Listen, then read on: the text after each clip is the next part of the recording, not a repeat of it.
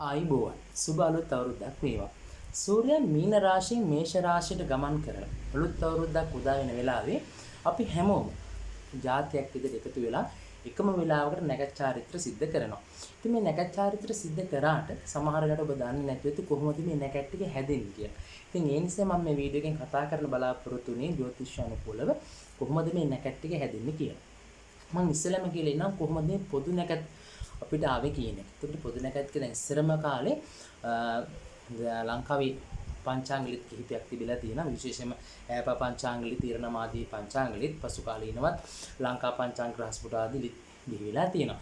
ඉතින් මේ කාලාන්තරයක් තිස්සේ මෙහෙම විවිධාකාර ලිත්කත්‍රවරු අලුත් අවුරුද්දට තම තමන් පංචාංගලිතේ විවිධාකාර නැකත් පළ කරන්න යෙදෙනවා. ඉතින් ඒ නිසා දැන් කාලයක් ගියට පස්සේ විශේෂයෙන්ම ලංකා පංචාංග රහස්පුට ලිතේ නිර්මාතෘ ආර්.කේ රෝහන් සිසිල් කුමාර මහත්තයාලා තියලා තිනවා මේ දැන් පොදු උත්සවයකට විවිධාකාර ලිත්කත්‍රවරු තම තමන්ගේ ලිතේ විවිධාකාර නැකත් පළ කරන තියෙන නිසා මේක පොදු නැකතකට ගත්තා නම් හොඳයි කියන නිසා එතුමන් කරපු ඉල්ලීමක් සමග විශේෂ පොය කමිටුවේ ලබුගම ලංකානන්ද මහානායක හාමුදුරුවෝ වහන්සේගෙන් කරපු ඉල්ලීමකට එක උන්වහන්සේ එවකට සංස්කෘතික අමාත්‍යවරයා වෙලා සිටි විජේ මුරුකුබණ්ඩාර මහත්තයාට සංදේශයක් මගින් ඉදිරිපත් කරලා තියෙනවා රටක් වශයෙන් එකම නැකතකට මේ අලුත් අවුරුදු දවස් එක වැඩ කිරීමේ වටිනාකම. ඉතින් ඒ නිසා මේ පිළිගත් එවකට අමාත්‍යවරයා වෙලා හිටියේ විජේ මුරුකුබණ්ඩාර මහත්මයාගේ පූර්ණ අනුදැනුම යටතේ සිංහල අලුත් අවුරුදු නැකත් කමිටුවක් ආරම්භ කරන්න යෙදුණා. ඉතින් ඉඳයින් පස්සේ තමයි මේ ශ්‍රී ලංකාවට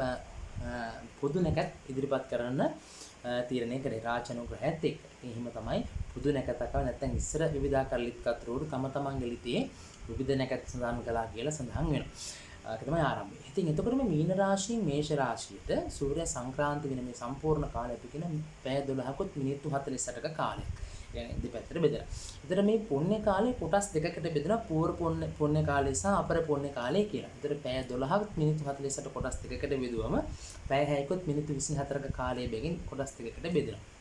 එතකොට සූර්ය සංක්‍රාන්තිය. මෙවර සූර්ය සංක්‍රාන්තිය සිද්ධ වෙන්නේ 14 වෙනිදා සඳුදාට එළිවෙන පාන්දර 3:21ට. එතකොට පාන්දර 14 වෙනිදා පාන්දර 3:21ට සූර්ය සංක්‍රාන්තිය සිද්ධ වෙන වෙලාවට පැය 6කුත් මිනිත්තු 24කට කලින් පූර්ව පුණ්‍ය කාලය ආරම්භ වෙනවා. ඒ කියලා කියන්නේ 13 වෙනිදා රාත්‍රියේ 8:54ට. එතකොට ගණන් හදලා බලන්න රාත්‍රියේ 8:57 ඉඳලා පාන්දර 3:21 වෙනකොට පැය 6කුත් මිනිත්තු 24ක් තියෙනවා.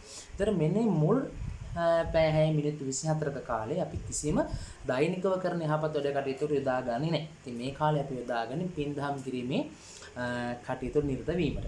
ඉතින් අපර පුණ්‍ය කාලයේදී තමයි අපි ඔය කියන සියලුම ලිපගිනීම එළවීම ඊට පස්සේ ආහාර අනුභවය වැඩ ඇල්ලීම ගනුදෙනු කිරීම ආදී සියලුම නැකත් චාරිත්‍ර සිද්ධ කරන්නේ අපර පුණ්‍ය කාලය ඇතුළේ. ඒතර මෙවර 14 වෙනි සඳුදා උදේ 9:45 දක්වා අපර පුණ්‍ය කාලයේදී මේ කාලේ තමයි අනිකුත් නැකත් ටික හදන්නේ. ඉතින් ඒ නිසා අපර පුණ්‍ය කාලේ පාන්දර 3:21කින් පස්සේ ආරම්භ වෙන නැකත් ටික තමයි සිද්ධ කරන්නේ. මෙවර ලිප ගිනි මොලවන දින පාන්දර 4:04ට ගම ආහාර අනුභව වැඩ ඇල්ලීම ගනුදෙනු කිරීම ආදී කරගෙන 6:44ට. එහෙම තමයි සාමාන්‍ය නැකත් ටික සිද්ධ වෙන්නේ. අලුත් අවුරුදු නැකත් හැදෙන්නේ එහෙම. ඊළඟට වැදගත්ම කාරණාව තමයි මේ හිසිතෙල් ගෑමේ චාරිත්‍ර වාරිත්‍ර තියෙනවා. ඊට පස්සේ නවසඳ බැලීම තියෙනවා. ඉතින් ඒ වගේ දැන් මෙවර විශේෂම නවසඳ බැලීමේදී අපි දන්නවා ජ්‍යොතිෂානුකූලව මේ දිනේ තෝරන්නේ පුර පෑලවේ ඉඳලා පුර විසේනේ දක්වා යෙදෙන තිතියේ තියෙන දවසක් වෙන්නත් ඕන.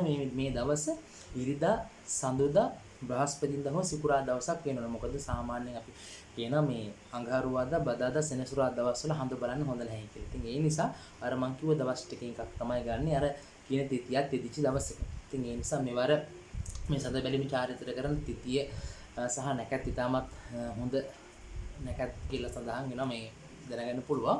ඉතින් ඒ වගේම තමයි හිසතෙල් ගෑමේ චාරිත්‍ර වාරිත්‍ර සිද්ධ කෙරෙන්නේ. හිසතෙල් ගෑමේ චාරිත්‍ර වාරිත්‍ර වලදී විශේෂයෙන්ම දැන් ඔබ දන්න මේ හිසට කොහොඹපත් තියන්න, පයට කොළඹපත් තියන්න කියලා මේ නැකත් සීප්‍රී තියෙනවනේ. ඉතින් සමහරට ඔබ බලනවා ඇති කොහොමද මේ පත්‍ර තෝරගන්නේ කියලා. මොකද හැම අවුරුද්දෙම එකම පත්‍ර ටික නෙවෙයිනේ හිසට තියන්නේ, පයට තියන්නේ. ඉතින් මේ පත්‍ර තෝරාගන්නේ විශේෂයෙන් හිසතෙල් ගෑමේදී ඒ දිනේට අයිති ග්‍රහයාට අයත් වෘක්ෂයක් තියෙනවා, ගහක් තියෙනවා ඒ දිනේට අයිති. අන්න ඒ ගහේ පත්‍ර තමයි හිසට තියන්නේ. ඊට කලින් දවසට අයිති මේ වෘක්ෂයේ පත්‍ර තමයි පයට තියන්නේ. ඉතින් මෙවර තියෙන බදාදා දවසක් ඒ නිසා තමයි හිසට කොහොඹ පත්‍ර තියලා ඊට කලින් දවසේ චඟහරුවාදට අයිති වෙන කොළොම් පත්‍ර පයට තියන්න කියලා කියන්නේ. ඉතින් හිස් තෙල් කැමති වර්ණය තෝරාගෙන ඉඳ වර්ණය තෝරාගන්න. මේ හිස් තෙල් ගන්න දවසට අදාළ වර්ණය. ඉතින් බුදුට අපි දන්නන කොළනේ භාවිතා කරන කොළ පාට නිසා පච්ච වර්ණයවත් කොළ පැහැති වර්ණයෙන් කියලා තියෙන්නේ. ඒකයි භාවිතා කරන්නේ. ඉතින් ඔහොම බලාගෙන ගියම අපි දන්නවා රවි දවසට ඉඹුල් පත්‍ර, සඳුදා දවසට අත්තික්ක පත්‍ර, දිඹුල් පත්‍ර, අඟහරුවාදට කොළොම් පත්‍ර, බදාදට කොහොඹ කොළ, බ්‍රහස්පතින්දට බෝ පත්‍ර, සිකුරාදට කරඳ, සෙනසුරාදට නුග. ඉතින් මේ. ඉතින් හිතර ඔහොම බලාගෙන ඉඳ ඔබට තේරෙයි හිස් තෙල් ගන්න සංස්කෘතිකමේ වශයෙන් අපිට සිකුරාදා දවසේ යොදා ගන්න අමාරුයි කියලා. මොකද සිකුරාදා දවසට කරඳ පත්‍ර හිසට තියන්න පුළුවන් වුණත් පයට බෝ පත්‍ර තියන්න බැරි. මොකද පයට තියෙන ඊට කලින් දවසටයි මේ ගහට තියෙන පත්‍රනේ.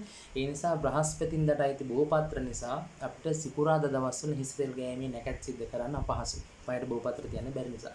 ඉතින් ඒ වගේ තවත් විශාල සංස්කෘත සහ ජ්‍යොතිෂමය කරුණු ගොඩක් තියෙනවා. ඉතින් ඒක වීඩියෝ එකකින් කියන්න අපහසුයි. මම මේ දලා අදහසක් ඔබට ඉදිරිපත් කළේ නැකත් අවුරුදු හැදෙන්නේ කොහොමද කියන එක. මොකද පූර්ව පුණ්‍ය කාලේ අපර පුණ්‍ය කාලේ කුවට කොහොමද මේ වෙලාවල් බෙදෙන්නේ කියලා එහෙම සාමාන්‍ය දැනුමක් තරමක් ඉස්සර තරම් දැන් නැති නිසා මම හිතනවා ඔබට මේ වීඩියෝ එක වැදගත් වෙන්න ඇති කියලා. වැදගත් වුණා නම් ෂෙයා කරන්න. ගොඩක් ස්තුතියි. සුබ අලුත්